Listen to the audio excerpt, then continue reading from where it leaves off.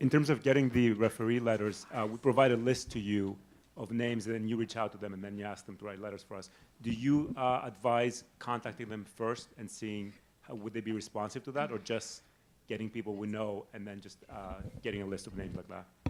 No, we generally act on the list that's received by the department. We check to make sure, because there is a criteria for preparing a list of who is appropriate and not appropriate to use as a reviewer.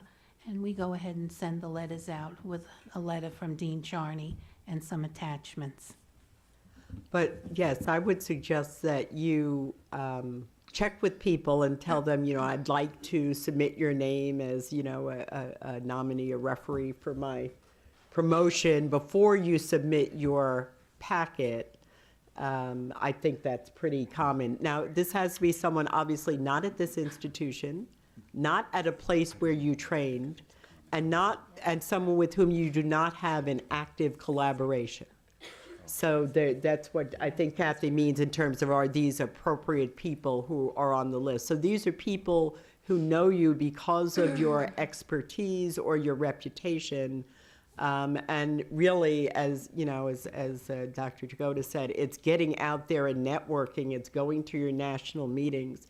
It's getting on those national committees and work groups.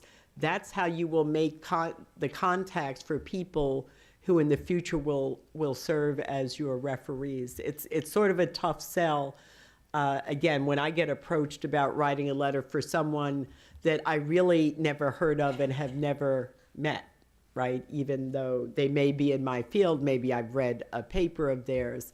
But if it's someone who, you know, was on my committee when I was a chair and now I see they've moved up, that makes me enthusiastic about responding to those letters. So yes, I think it's okay to reach out and make sure that people are, you know, willing and able, but, you know, you can't actually like solicit the letters that you, and they decide who from the list that you give them they actually reach out to. And as a follow-up, could you use some of the same names when you go from associate professor as you do from assistant? If they're at the proper rank, you need letters from the rank above you. So if you're going up for associate, you need letters from associate professors or professors. When you go up for professor, all the letters must come from someone at the rank of professor.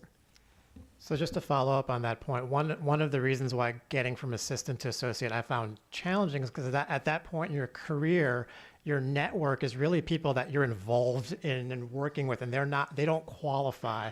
So don't be afraid to ask your chief or chair to help out with identifying people, because ultimately the goal of the referee is just to give an objective evaluation of your portfolio to see whether you meet the institution's requirements for promotion, and then writing a letter on your behalf to that idea.